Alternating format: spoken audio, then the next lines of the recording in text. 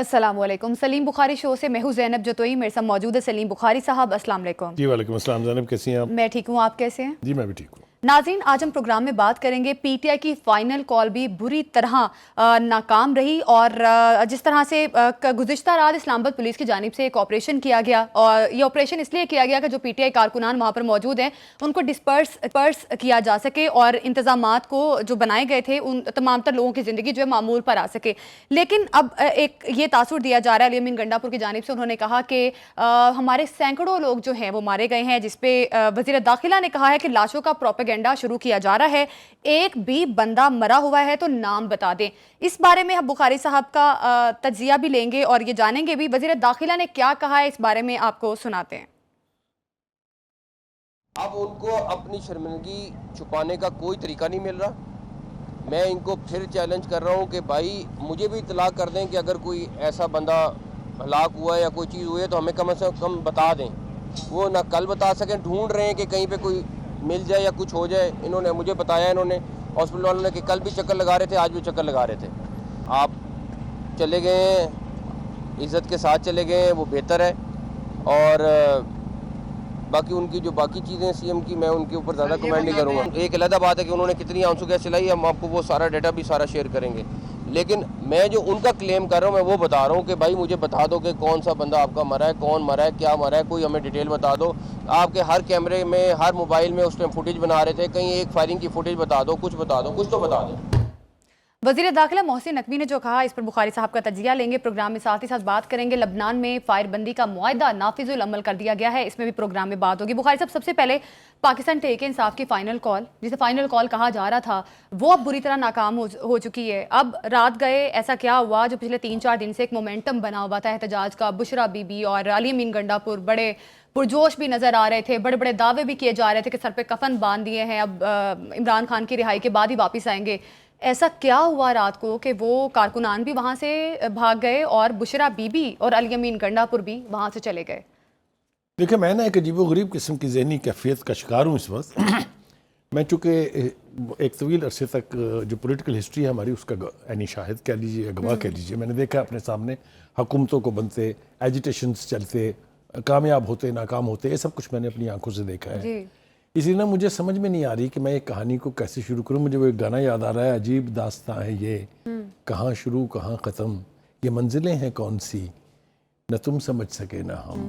मेरे ख्याल से अगर ईमानदारी से हम कहें तो हमें समझ नहीं आ रही कि जब इतने बड़े बड़े दावे किए थे जिसका आपने कहा और तैयारी नहीं थी या आपके सामने ऑब्जेक्टिव क्लियर नहीं थे, तो फिर इतना बड़ा ड्रामा करने की ज़रूरत क्या थी? आपने पार्टी को जलील करवाया, आपने अपनी लीडरशिप को जलील करवाया, आपने वर्कर्स को डिसअपॉइंट किया, आपने हमदर्दों को दुख पहुंचाया। ये है वो कैफियत जो इस वक्त पीटीआई से मुंसलिक तमाम मतलब मुख्तलिफ शोबों के लोगों की है। ठीक है जी, क्यों ऐसा क्यों है? देखें, पहले हम चलते हैं सिर्फ या इंसानी जज्बों पर और या लॉजिक पर। इंसानी जज्बे ये कहते हैं कि अगर हस्पताल में मरीज़ के तीमारदार ये समझें कि इनकी मौत किसी डॉक्टर की गफलत से हुई है, तो वो हस्पताल के बाहर लाश रख के बैठ जाते हैं और एहतजाज करते हैं कि डॉक्टर के खिलाफ एक्शन लें। बिल्कुल इसी तरह ये होता है कि पॉलिटिकल एजिटेशंस के अंदर जब हलाकतें होती हैं तो वो फिर, और या किसी दहशतगर्दी के वाक़े में, तो लाशें सड़कों पर रख के एहतजाज किया जाता है। मैं आपको दो बड़ी वाज़ेह मिसालें उसकी दे देता हूँ। आपको याद होगा कि 2014 जून में पाकिस्तान अवामी तहरीक का जो मरकज़ है उसके ऊपर ऑपरेशन हुआ था। ऑपरेशन की वजूहात में नहीं जाते हैं, लेकिन उन्होंने वो लाशें रख के 14 कितनी देर उसके ऊपर सियासत की थी, कितनी देर उसके ऊपर हंगामा किया था, कितनी देर हुकूमत की ऐसी तैसी की थी, वो हमारे सामने जी। उससे पीछे चले। अब आप इंसानी जज्बों की मैंने बात की है, आपको याद होगा हज़ारा के लोगों की हलाकतें हुई थी कोयटा में। वो 5-7 दिन तक लाशें रख के सड़क पर ये इंतज़ार करते रहे कि प्राइम मिनिस्टर आके उनको सिर्फ दिलासा दे दें। मगर उस वक्त के प्राइम मिनिस्टर, जो आपको मालूम ही है कौन थे, उन्होंने कहा नहीं, I will not be blackmailed. अब उन्होंने क्यों कहा था, ये भी एक बहुत बड़ी कहानी है, किसकी हमदर्दी में कहा था, इसके ऊपर हम इस वक्त नहीं जाते हैं। देयरफॉर तमाम तर दावों के बावजूद इंटीरियर मिनिस्टर मोहसिन नकवी, जिन्होंने सारा ऑपरेशन जो है इसको प्लान भी किया, एग्जीक्यूट भी किया, इसको इंश्योर भी किया और इसको कामयाब भी किया, वो ये कहते हैं कि भाई अगर आपका ये दावा दुरुस्त है कि बहुत लाशें गिर गई हैं, तो मुझे किसी एक का नाम बता दें کوئی ایک لاش کہیں تو ہوگی نا, ہاں, ظاہر اس کے والی وارثان ہوں گے نا. تو یہ آپ ڈرامہ آپ بند کریں, اگر آپ کے پاس کوئی ثبوت ہے تو لے آئیں. یہ تو ہوگی ایک کہانی. ذرا اس کی دوسرا اینگل سنیں. پمز ہسپتال جو بہت بڑا ہسپتال ہے اسلام آباد کا, انہوں نے کہا ہمارے پاس 66 کے قریب جو ہے وہ اہلکار لائے گئے تھے جو میں ہلکے پھلکے زخمی تھے وہ, اور 36 سویلین لائے گئے تھے جن کی ہم نے بنیادی فرسٹ ایڈ دے کے ان کو فارغ کر دیا. ڈیڈ باڈیز کے بارے میں جو پروپیگنڈا کیا ہے پی ٹی آئی اور پی ٹی آئی کے سوشل میڈیا ہیڈلرز نے, اس کو انہوں نے کیٹیگوریکلی ڈینائی کیا ہے آن دیئر لیٹر ہیڈ. ان کا not a single body was brought to us, this is all false and جھوٹا پروپیگنڈا. اب یہ ایک اینگل ہے. دوسرے اینگل کی طرف آئیے. جناب علی امین گنڈا پور صاحب نے فرمایا سینکڑوں لوگ ہلاک شہید کر دیے گئے, اور ایک وہ اور ہیں وہ جو شکل جیسے شیگویرا لگتے ہیں, تو وہ جو کچھ وہ کل تک عمران خان صاحب کے سب سے بڑے کریٹکس وہ تھے, ایسی ویڈیوز ہیں ان کی کہ سن کے شرم آتی ہے. وہ آج ان کے بہت بڑے لمبردار جو ہیں, انہوں نے بھی کہا کہ سینکڑوں لوگ ہلاک ہو گئے, اور ناموں کی تفصیل بس ابھی ہم دیا چاہتے ہیں, تھوڑی دیر کے بعد آ جائے گی. مجھے آپ یہ بتائیے کہ یہ کیا پریمیسز ہے جب آپ کے پاس کوئی ثبوت نہیں. کیا آپ نے ہر وقت یہ ثابت کرنا ہے کہ ہماری لیڈرشپ بھی تسلسل سے جھوٹ بولتی رہی ہے اور ہم بھی جھوٹ بول رہے ہیں, اور پھر جھوٹ بول کے اس کو بلیو کر لیتے ہیں؟ میں آپ کو عرض کروں کہ اگر بڑے بڑے لیڈر دنیا کے جو ہیں نا, انہوں نے اگر اپنا پروپیگنڈا بلیو نہ کرنا شروع کیا ہوتا تو آج تک بھی ان کا تاثر بھی باقی ہوتا, ان کی حکومتیں بھی ایک تسلسل سے چل رہی ہوتی. ابھی ایک شارٹ بریک لیتے ہیں, ہمارے ساتھ ہی رہیے.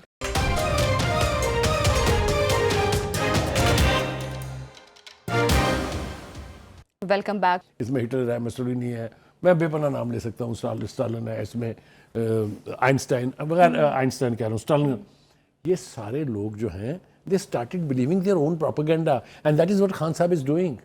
Sitting in jail, he just believes whatever he is told. تو بخاری صاحب پھر یہ جو سارا ڈرامہ رچایا گیا ہے یہ احتجاج کی ناکامی کو چھپانے کے لیے کیا گیا ہے, کیونکہ جس طرح سے کوئی حکمت عملی ان کی واضح نہیں تھی. بشرا بی بی کوئی احکامات دے رہی تھی, علی امین گنڈا پور کوئی احکامات دے رہے تھے, تو اس کا مطلب ہے کہ انہیں یہ چیز واضح ہو گئی تھی کہ ہم سیاسی طور پہ ہارتے ہوئے نظر آ رہے ہیں, یا ہمارا احتجاج جو ہے ناکام ہوتا ہوا نظر آ رہا ہے. تو پھر یہی ایک وجہ ہے کہ جس وجہ سے انہوں نے یہ پروپیگنڈا یا یہ ڈرامہ رچانے کی یہ تو ہو گیا نا علی جی امین گنڈا ایک. لیکن میرے خیال سے جو اس وقت سب سے بڑا سوال ہے وہ یہ ہے کہ یہ سر پہ کفن باندھ کے آنے والے, یہ جنہوں نے کہا تھا ہم اپنے گھروں والوں کو کہہ ہیں ہمارے جنازے پڑھ لیجئے گا, ہم نے تو نہیں آنا واپس, اسی نہیں آنا واپس. اور جو کہہ رہی تھی خاں لے کے جاؤں گی, تو وہ کس کو لے کے گئیں؟ مطلب ہے یہ دعوے کرنے والے لوگ جو ہیں وہاں سے دم دبا کے بھاگے کیوں؟ اخباروں کی سرخیاں دیکھیں آپ, بالکل اتنی بڑی بڑی سرخیاں لگ رہی ہیں, پی ٹی آئی دم دبا کر بھاگ گئی. یہ ایمبیرسمنٹ, یہ شرمندگی جو آپ نے اپنی پارٹی کو کرائی ہے, اس کا میرے خیال سے سناریو ذرا ریویو کر لیتے ہیں کہ ہوا کیا ہے. ہاں, علی امین گنڈا پور کو تو کئی بار ہم نے دیکھا ہے اس طرح سے احتجاج سے نکلتے ہوئے پہلا فیز تو یہ تھا کہ باوجود وارننگز کے, باوجود واضح طور پر بتا دینے کے کہ آپ ڈی چوک آنے سے اجتناب کریں, وہ دھڑا دھڑ چلے آئے. انہوں نے کہا کہ ہم تو رکنے والے نہیں ہیں, کوئی دنیا کی طاقت روک نہیں سکتی. اسٹریٹجی تھی گورنمنٹ کی یہ کہ ان کو ہم اس وقت تک انگیج نہیں کریں گے جب تک یہ الٹیمیٹ پر نہیں پہنچ جائیں گے. لہٰذا اٹک پور پر نہیں روکا گیا, اکلا برج کے اوپر تھوڑی سی ریزسٹنس کی گئی, لیکن وہاں سے وڈرا کر لی گئی, رینجرز بھی پولیس بھی, اور ان کو اسلام آباد تک آنے دیا. اسلام آباد چنگی نمبر 26 پر پہنچ کے جو دھما چوکڑی اور جو ادھم مچایا ہے ان نے, وہ سارے کی فوٹیج موجود ہے, کچھ چھپا ہوا نہیں ہے. جی لہٰذا انہوں نے کہا یہ ہے وہ وقت جب بی بی صاحبہ نے پھر کمان لے لی. کمان تو انہوں نے لے لی تھی سوابی سے ہی, جب انہوں نے فیصلہ کیا کہ میں پیچھے پیچھے ساتھ چلوں گی, لیکن اسلام آباد میں داخل ہونے کے بعد وہ لیڈ میں تھی.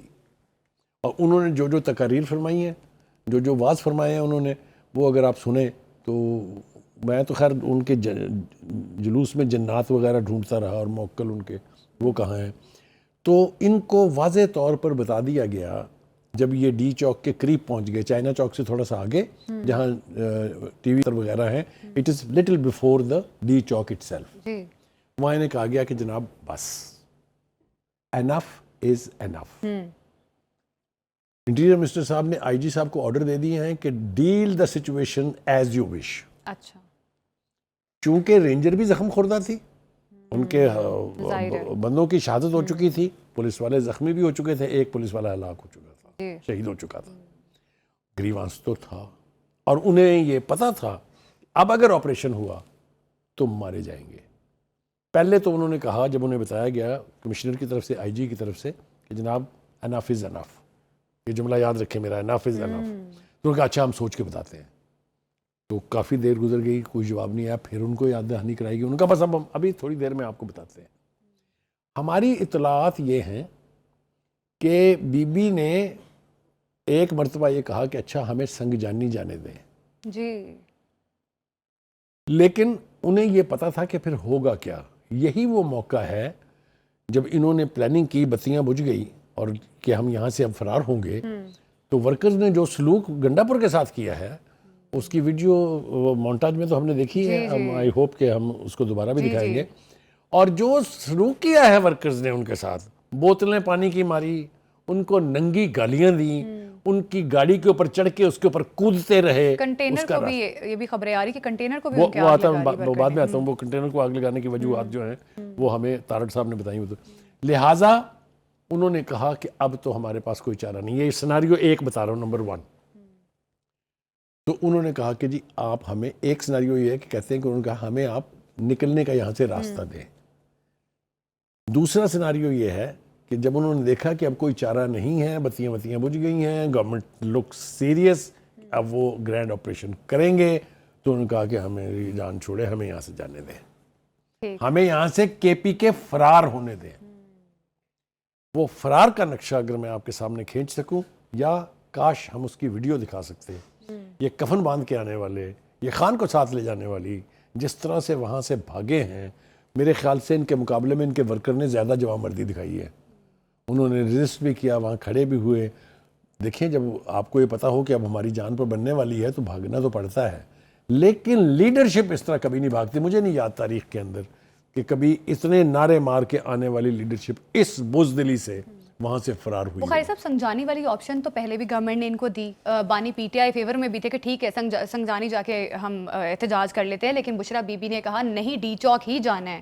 اب آپ تو مجھے یہ بشرا بی بتائیے، بی اگر فیصلہ پہلے بدل لیتی جو بانی پی ٹی آئی کہہ رہے تھے تو زیادہ بہتر نہیں تھا؟ سب کچھ بچ سکتا تھا. جو لوگوں کا نقصان ہوا وہ بچ سکتا تھا، جو آگیں لگی وہ بچ سکتی تھی، جو بے عزتی ہوئی پارٹی کی، جو تذلیل ہوئی وہ بچ سکتی تھی. بہت کچھ بچایا جا سکتا تو تھا. بشرا بی بی جو کہتی رہی کہ بانی پی ٹی آئی کی کال کا انتظار ہے، وہ ہمیں کہیں گے تو پھر ہم احتجاج کے بارے میں کچھ کہیں کال گے. ان کو اس کا دکھائی مطلب گئی کہ ہے. بشرا بی بی خودکار فیصلے کر رہے ہیں. نہیں خودکار فیصلے نہیں، خود کچھ فیصلے ہیں. وہ ان کو، ہماری اطلاعات یہ ہیں کہ ان کو پارٹی کے لیڈرز نے ویڈیو میسج دکھایا خان صاحب کا، آپ سنگ جانی واپس آ جائیں. جی، مجھے آپ یہ بتائیں کہ کون سی قوت ہے ان کے پاس کہ وہ پارٹی کے بانی کی بھی نہ سنے، وہ پارٹی کی دیگر لیڈرشپ کا مشورہ بھی نہ مانے. اصل میں یہ اٹیمپٹ تھی to take over the party. وہ خان صاحب کو بھی پیچھے چھوڑنے کے لیے تیار اور آمادہ ہیں. ہاں، وہ جو دیکھیں، جب جس کے لیے آپ نکلی ہیں، جس کی کاز کے لیے، اگر آپ اس کا کہنا ہی نہیں مان رہی تو پھر کیا کر رہی ہیں آپ؟ دو ہی چیزیں ہو سکتی ہیں، یا آپ پارٹی ٹیک اوور کرنا چاہتی ہیں، یا آپ کسی اور کا کھیل کھیل رہی ہیں. تو کس کا کھیل کھیل رہی تھی؟ کس کے ساتھ وفا نبھا رہی تھی آپ؟ تو اس کے بارے میں جیسا میں نے کہا، جس طرح کی ہیڈ لائن لگی ہیں، جس طرح کی میمز بن رہی ہیں، جس طرح کا سوشل میڈیا پہ تمسخر اڑ رہا ہے پوری پارٹی کا، وہ اس کی تفصیل میرے خیال سے اس کو ہم اوائڈ کریں تو بہتر ہے. ایک تو یہ ہو گیا جس طرح. اب آگے آ جائیں جناب. وہ میں اسی میں وہ کہہ رہا تھا کہ اسی پر انہوں نے کہا نا کہ مجھ پہ قاتلانہ حملہ ہوا گنڈا پور صاحب میں. شرم آنی چاہیے اتنا بڑا جھوٹ بولتے ہوئے. انہوں نے ورکرز نے ان کی ایسی تیسی کی ہے. ظاہر ہے اس کراؤڈ کے اندر کوئی باہر کا آدمی نہیں گھس سکتا تھا، نہ ہی کوئی حکومتی اہلکار گھس سکتا تھا. وہ ان کے اپنے لوگ تھے، خواتین، مرد، جوان، سب نے جو درگت بنائی ہے خان صاحب کی. ایک ویڈیو ہے جو شاید ہمارے پروڈیوسر صاحب دکھائیں گے، جن میں ان کو سانس نہیں آ رہا. وہ انبیاں وہ چوس رہے ہیں، جوس چوس رہے ہیں مالٹے والٹے کا یا کسی کینو مینو کا، سانس اکھڑا ہوا ہے ان کا. تو وہ جو کفن باندھ کے آئے تھے، ان کی جو حالت دیکھی گئی ہے، جو لوگوں نے دیکھی ہے، وہ بڑی تکلیف دیتی. تو ایک تو اس پر جھوٹ بولنا جو ہے، ڈھٹائی کے ساتھ جھوٹ بولنا جو ہے، مثال کے طور پہ پارٹی نے آفیشلی اناؤنس کر دیا ہے کہ ہمارا دھرنا ختم ہو گیا ہے. جی، تو گنڈا پور کیا کہہ رہا ہے؟ وہ تو کہہ رہے ہیں کہ نہیں، ابھی ہمارا وہ یہ پارٹی ہے کہ کیا ہے؟ ہاں، آپ مجھے بتائیے. ابھی میں آؤں گا اس کے اوپر جو پارٹی کی گت پارٹی کے لوگوں نے بنائی ہے، وہ میرے خیال ہے دوسرے حصے میں ہم اس کو ڈسکس کریں گے. دوسری بات یہ ہے کہ آپ یہ دیکھیے کہ پارٹی کہہ رہی ہے کہ جناب آفیشلی دھرنا ہمارا ختم ہو گیا ہے. ہاں جی. اچھا گنڈا پور صاحب، آپ کس بل بوتے پر کہہ رہے ہیں کیا آپ کے لوگ ابھی اسلام آباد میں موجود ہیں؟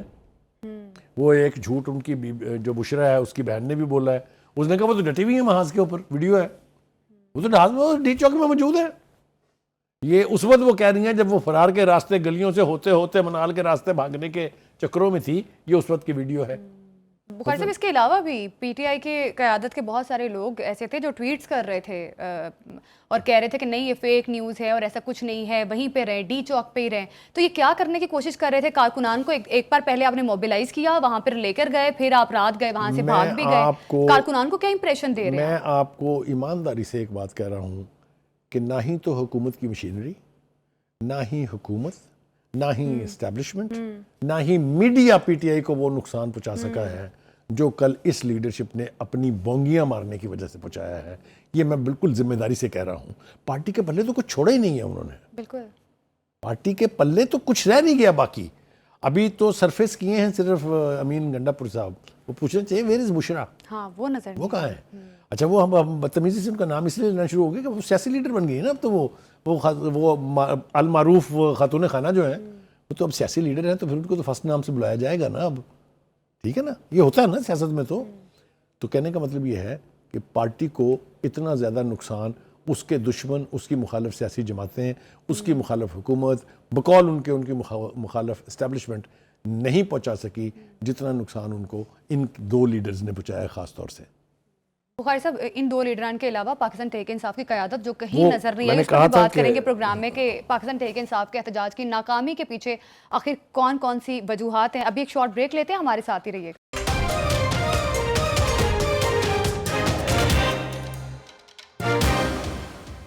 Welcome back. پاکستان تحریک انصاف کا احتجاج جو کہ منسوخ ہو چکا ہے، پاکستان تحریک انصاف کی قیادت نے یہ کہا ہے، لیکن علی امین گنڈا پور صاحب کہہ رہے ہیں کہ احتجاج ایک تحریک ہے، یہ جاری رہے گی. انہوں نے اس حوالے سے کیا کہا ہے ایک بار آپ کو دکھاتے ہیں.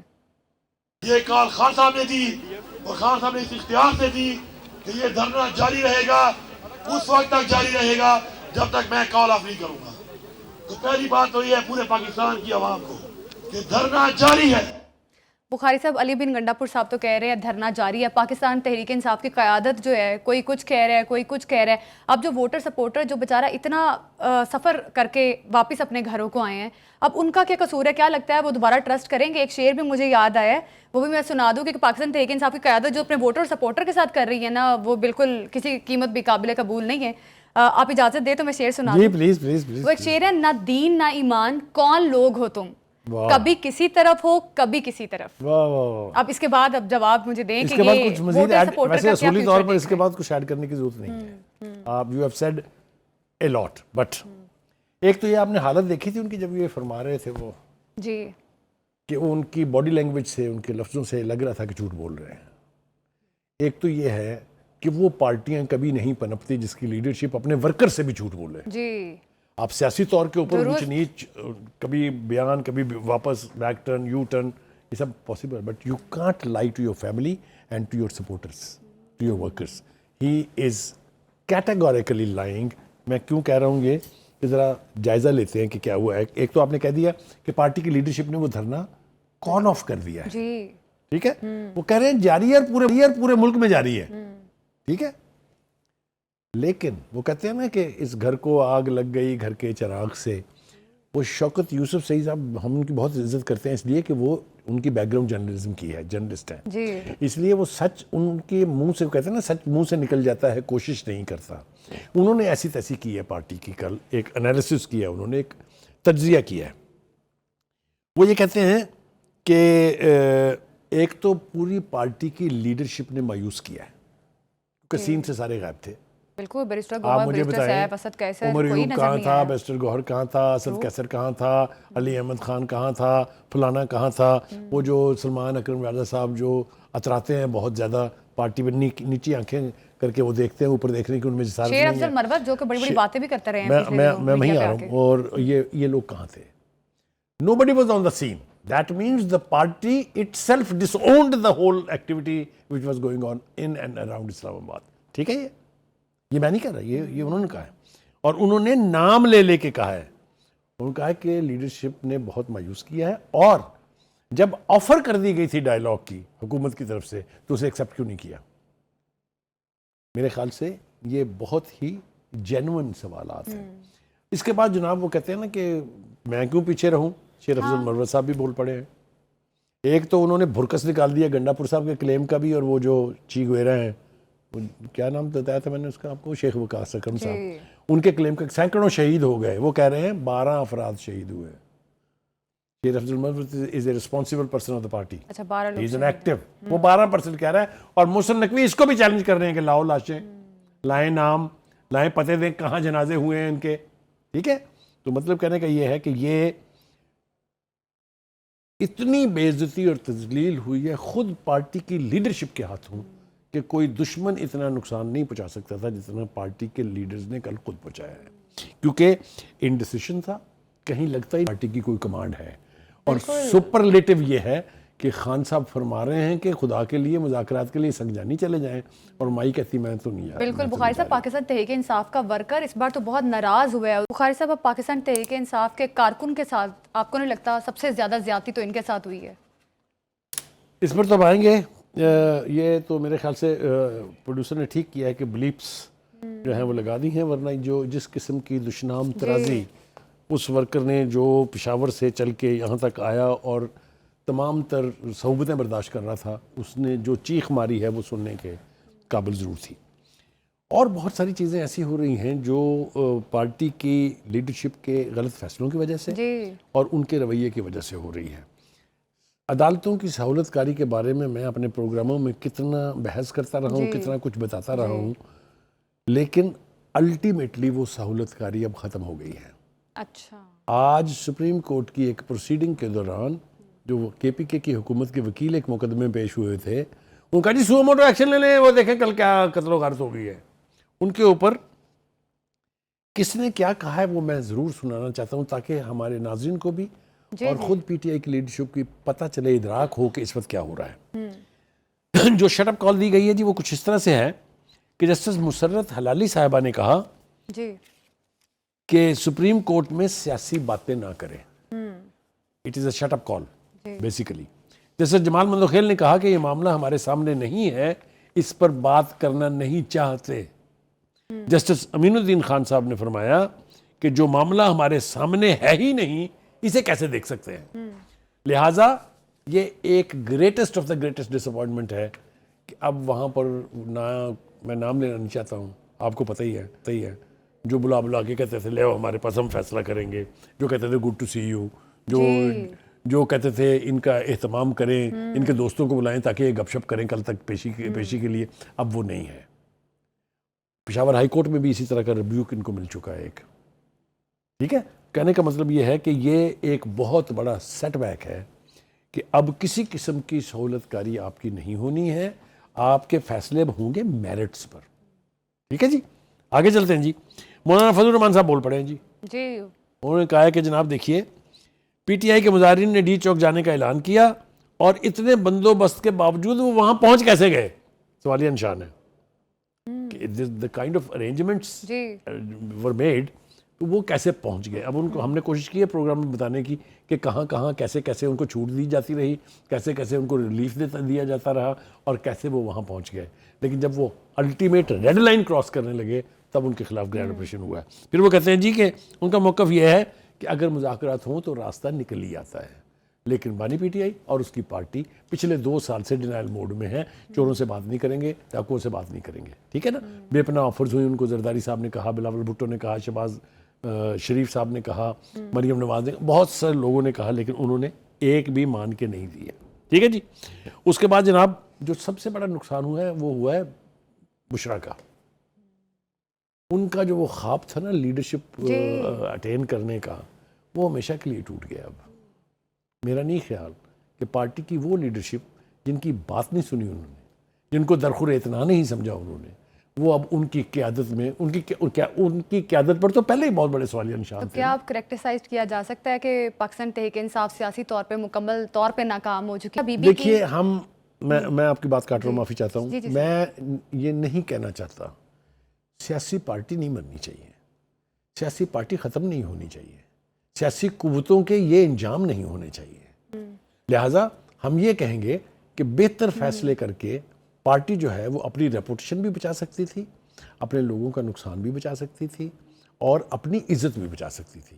دیکھیے ان کے پاس کیا آپشنز ہیں. پارلیمنٹ میں وہ ایک بہت بڑی قوت ہے جی. باقی سیٹیں اگر نہ بھی ملیں تو 183 کے قریب تو ان کے ایم این ایز ہیں نا, اور لاہور میں 200 کے قریب ان کے ایم پی ایز ہیں, لاہور میں اور سندھ میں ملا کے اور بلوچستان میں. مجھے بتائیے اتنی بڑی پولیٹیکل قوت جو ہے وہ تو اسمبلیوں میں بیٹھ کے عذاب کر دے حکومت کے لیے. بالکل بخاری صاحب, یہ بالکل درست بات ہے. اب 2011 سے لے کر اب 2024 یعنی وہ بھی ختم ہونے والا ہے. اس سے پہلے پاکستان تحریک انصاف نے کئی احتجاج کیے ہیں, کئی دھرنے جلوس کیے ہیں. کیا اس لیول کا احتجاج جو کچھ اس احتجاج میں ہوا ہے, جس طرح سے ان کے پاس اسلحہ بھی تھا, یہ بھی کہا جا رہا ہے ربڑ کی گولیاں اور متعدد چیزیں ان کے پاس برآمد ہوئی ہیں, اس لیول پر پاکستان تحریک انصاف کا کارکن یا ان کی قیادت پہلے کبھی نہیں دیکھی ہم نے اس لیول پہ؟ کبھی ایسا ہوا ہے پہلے دیکھیے گزارش کہ یہ ہے اتنا لو لیول پہ جا کے انہوں نے ہٹ کیا ہے؟ یہ ایک نئی اصطلاح بھی لے کے آئے ہیں, ایک نئی روش بھی لے کے آئے ہیں, ایک نیا انداز بھی لے کے آئے ہیں پالیٹکس میں. ایجیٹیشن کرو, ایجیٹیشن کرو, ایجیٹیشن کرو. یعنی آپ مجھے یہ بتائیے کہ 4.5 سال کا عرصہ جو حکومت کا ہے اس میں پرائم منسٹر نے جتنے جلسے کیے ہیں پوری پاکستان کی تاریخ میں کسی پرائم منسٹر نے اتنے نہیں کیے. جی ٹھیک ہے, لہذا نتیجہ کیا نکلا؟ ایک تو یہ کہ آپ اکنومیکلی کرپل ہو گئے, یعنی آپ نے آئی ایم ایف کے ساتھ جو سلوک کیا, یہ ایک بڑی لمبی طویل بحث ہے, میں اس وقت کرنا نہیں چاہتا ہوں. آپ کی غلط پالیسیوں نے اکانومی کا بیڑا غرق کیا. آپ ایک پروجیکٹ نہیں لگا سکے گا, میگا پروجیکٹ کوئی ایک. یہاں تو چھوڑ دیں, یہاں تو 4.5 سال تھا, جہاں آپ 12 سال سے ہیں وہاں کیا کیا آپ نے؟ بالکل 2014 سے میرا تو خیال کہنے کا دھرنے کی مطلب یہ ہے کہ سیاست جب پاکستان تحریک آپ انصاف کی شروع ہو گئی تھی, جب آپ ڈینائل موڈ میں ہوں گے, جب آپ کوئی کنسٹرکٹیو کام کرنے پر آمادہ نہیں ہوں گے تو پھر اس کے نتائج جو ہیں وہ یہی نکلیں گے. بالکل. ٹھیک ہے جی, پرائم منسٹر صاحب بھی بول پڑے ہیں, وہ ہم اس وقت چونکہ وقت کی ہمارے پاس کمی ہے, میں بریک لینی ہے, لیکن ہم ضرور یہ بتا دیں کہ انہوں نے کہا کہ جی یہ پی ٹی آئی کا جو احتجاج تھا, نہ اس کی ٹائمنگ ٹھیک تھی, نہ اس کا انداز ٹھیک تھا. اور دوسری بات یہ ہے کہ وہ کہتے ہیں کہ جب کبھی بھی پاکستان کے اوپر کوئی اچھا وقت آنے لگتا ہے, کوئی بڑی لیڈرشپ وزٹ کرنے لگتی ہے, ان کو احتجاج سوچتے ہیں. انہوں نے چائنا کے پریزیڈنٹ شی کی وزٹ جو 2014 میں دھرنا دیا تھا اس کا بھی ذکر کیا ہے. تو آل سیڈ اینڈ ڈن, پہلے بھی پاکستان تحریک انصاف کے کئی جلسے, کئی احتجاج بری طرح ناکام ہو چکے ہیں, اور ابھی جو ایک سیاسی حکمت عملی بنائی تھی پاکستان تحریک انصاف نے وہ بھی کسی طریقے سے کام نہیں کرتی نظر آئی. اب ایک شارٹ بریک لیتے ہیں, ہمارے ساتھ ہی رہیے گا.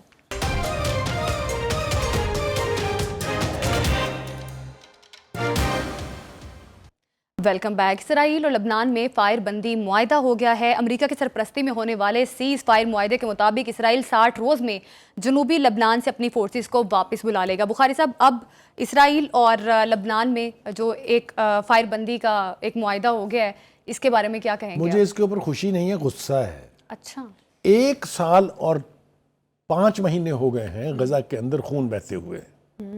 روتھلیسلی پوری دنیا نے کہا یہ جینوسائیڈ ہے. تب تو رگے ریاست نہیں پھٹکی جو بائیڈن صاحب کی. جب اسرائیل کو مار پڑنے لگی ہے لبنان کے ہاتھوں, تو 1 مہینے کے اندر اندر سیز فائر بھی ہو گئی ہے, اس کے اوپر درآمد بھی ہو رہا ہے, اس کو یقینی بنانے کے لیے گارنٹیاں بھی مل رہی ہیں, اس کو مانیٹر کرنے کے لیے کمیٹیاں بھی بن رہی ہیں.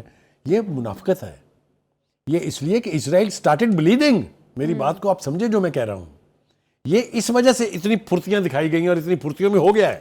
کدھر گئی کوئی مشاورت ہوئی, کوئی کہیں اجلاس ہوئے, کچھ بھی نہیں. بس امریکہ کے پریزیڈنٹ نے دیکھا کہ مار پڑ رہی ہے تو فوری طور پر انہوں نے کہا کہ جب آپ وہ سیز فائر کر لیں. ایک تو یہ منافقت جو ہے میں اس کو کنڈیم کرنا چاہتا ہوں. غزہ کے لوگ آج بھی, اور ان کا لہو پکار کے کہہ رہا ہے کہ ویسٹ نے اور مسلم امہ نے دونوں نے ان کے ساتھ روتھلیسلی سرد موری برتی ہے, ان کا خون بہنے دیا ہے, کسی نے اس کی اونرشپ نہیں لی. یہ میں بالکل ببانگ دہل کہنا چاہتا ہوں.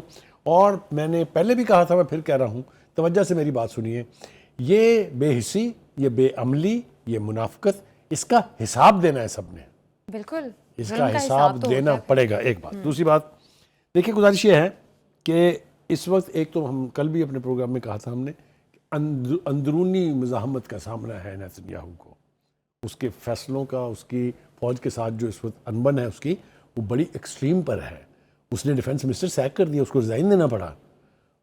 ایک دوسرے کے اوپر بڑے گھناؤنے الزامات ہیں.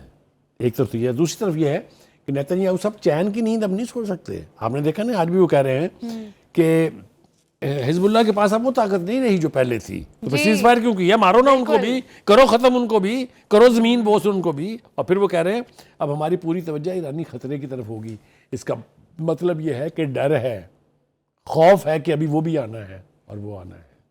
بخاری صاحب، نیتن یاہو کی یہ اسٹیٹمنٹ اس لیے نہیں ہے کہ اسرائیل کے بہت سارے ایسے لوگ ہیں جو اس معاہدے کے اگینسٹ ہے کہ یہ جنگ بندی والا معاہدہ نہیں ہونا چاہیے تھا، ان کو خوش کرنے کے لیے بھی ایسی اسٹیٹمنٹس دے رہے ہیں؟ دیکھیے ایک بات تو نیتن یاہو صاحب کو بھول جانی چاہیے، ان کا یہ خیال ہے کہ جو ہی یہ سیز فائر ہو جائے گی پھر وہ جتنے لوگ غزہ کے اندر جو غزہ کے علاقے میں بستیاں آباد کی تھی انہوں نے یہودیوں کی، اس میں واپس آ جائیں گے. لوگ خوفزدہ ہیں، لوگوں کے ساتھ جو کچھ 7 اکتوبر کو ہوا تھا انہیں ابھی تک یاد ہے. وہ وہاں دوبارہ بستیاں اس طرح سے بستی مجھے دکھائی نہیں دیتی ہیں. اور جیسا میں نے کہا ریزسٹنس موومنٹ جب سرفیس سے ہٹ جائے تو پھر گوریلا وار اور پتہ نہیں کس کس قسم کی نئی جہتیں جو ہیں وہ ان آزادی کی تحریکیں اپنا لیتی ہیں، اور پھر جنہوں نے ان کے ساتھ ظلم کیا ہوتا ہے وہ بلیڈ کرتے رہتے ہیں. بالکل، جنہوں نے ظلم کیا ڈیفینیٹلی وہ بلیڈ کرتے ہیں. اسی کے ساتھ پروگرام سے ہمیں دیجیے اجازت، کل پھر ملاقات ہوگی. اللہ حافظ.